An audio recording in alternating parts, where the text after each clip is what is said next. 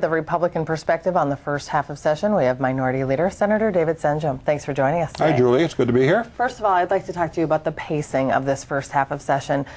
The minority has said in the past that sometimes session goes too slowly. What do you think of this session thus far? Well, I don't think we can complain this session. We got here literally the first day. We were into the bonding bill, and I think we've been moving pretty quickly all through the session. This week. We've done 130 general orders and so on and so forth. It's been moving very briskly. I'll credit Senator Poggemiller for kind of moving things along and doing a good job. And that was my next question. Do you think this fast pace brisk pace, as you said, is a good thing or not so good thing? It's, I think generally speaking, it's a good thing. There are times, and you probably watched this on the floor, where we will arrive and we have kind of no idea what the agenda is, what bill is up, what they decided last night on the bill, how it's changed, and so on and so forth. And so there are times it does make it difficult. There are times when perhaps it's just a tad bit more brisk than we'd like, but I think overall we'd certainly rather see it this way than the other, and maybe just giving us a little bit more time to kind of get our hands around what's going on and what some of this bill language really is. Now let's talk about four key pieces of legislation that did pass. We have the first budget bill, first of three, GAMC, an early bonding bill, and an early jobs package. Would you have preferred, you've stated publicly that you wish the budget bill would have been presented in its entirety. So aside from that, we'll talk about that in a moment, would you have preferred that any of these waited?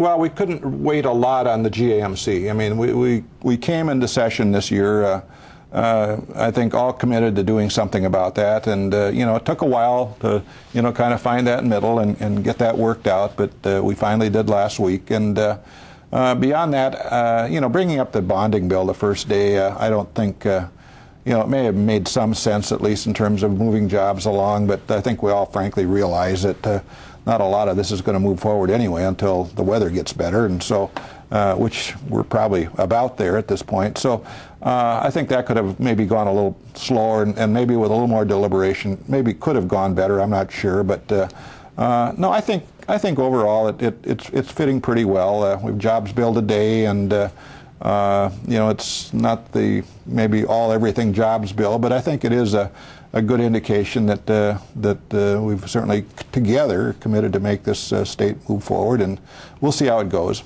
And the three phases for the budget bills that are coming through, the first obviously just passed. Right. Your caucus has been critical of this approach. Knowing that this is the approach that the Senate DFL and the House DFL is going to take, how do you move ahead now and focus on K-12 and Health and Human Services? How do you work with the DFL? Well, I think we'll continue to pressure them on this. Again, we've taken about $300 million out of let's just call it $1 billion worth of deficit we have to deal with. So we're looking at this gap of $700 million, and we've got Health and Human Services, and we've got K-12 left. And so how do we fill that gap? There are some thoughts about some federal money coming in, maybe $400 million, and that would fill the gap certainly somewhat. And we'd have three left, $300 million. So. But we just need to kind of get about this. My hope is that we don't simply wait till absolutely the last hour of the last day, and it's so typical that we do that, and there's no reason to do that. Let's just get at it and figure it out and get it done. How would your caucus fill the gaps if you were the majority?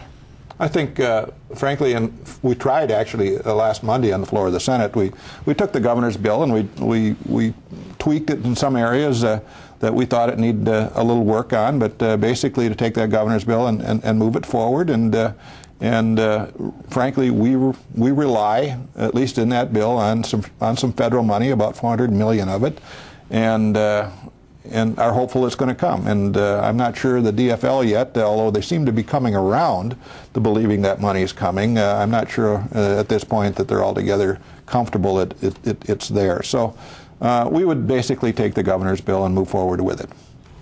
Let's talk a little bit about the tone of this session. It started off with an attempted veto override in the House. We had obviously a couple of vetoes by the governor.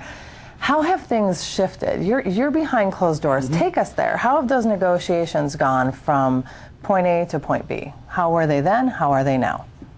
Well, I think, it might be looked at, tough politics, but it's really people trying to make decisions, and that's why we're here. And so I don't view it is particularly contentious or anything like that.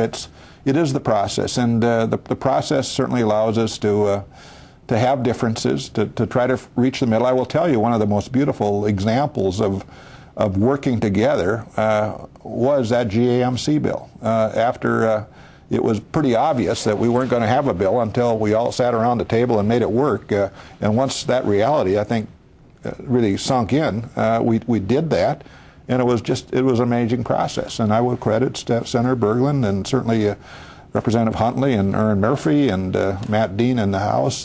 Just a whole bunch of good work there. Only because I think we all realized the games are over. Now it's time to sit down and make this work, and we did. In the case of that GAMC bill, the DFL was critical, stating essentially that they really had no indicators from the governor's office that he was opposed to that bill until almost immediately before they brought it to the floor. So, given that thought, how involved and engaged does the governor need to be when we come back from the Easter Passover break and the second two budget bills are slowly unveiled? Well, I think he'll be involved. I mean, he has been actually throughout this process, in my opinion, and he'll be here and he'll be involved. But I also think if you're governor, you've got to sit in your office and think, you know, I'm the governor, they're the legislature, they need to do this. And I need to either reject or accept it. But so, you know, how involved the governor really should be or needs to be, and obviously it's important that he is. But if you look at the process, we ought to be able to do it ourselves. And we will be able to present the governor a package that works for us and hopefully works for him. Now, it does help if we know that he's going to be on board with some of these ideas, but my hope is that we can just come together within the legislative process and make these work, because I think if we do, I think we make it very difficult for him to say no. Now, last question, what are your expectations once you get back from break for the rest of session? Well, I hope we continue to move briskly, and hopefully the DFL will bring forth the Health and Human Services bill, a K-12 bill.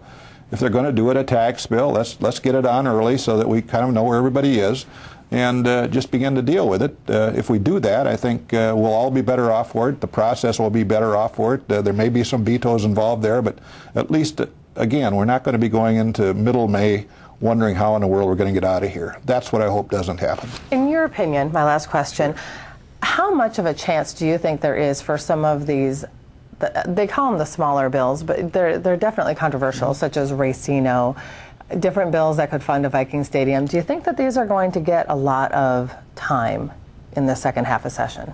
A lot of consideration? I think they will. There are always opportunities, because as you get to the end, there's a lot of waiting time. You know, because we've got everything that general orders are done and so on. And so we're sitting there waiting for the so-called big decisions to occur. And during that time, there are opportunities to talk about the Vikings, talk about Racino, talk about perhaps once again nuclear power. Can they pass? Probably doubtful, but I think we have to have the conversation. All right, Senator Senjem, thanks for joining us today. Enjoy your break. Thank you very much.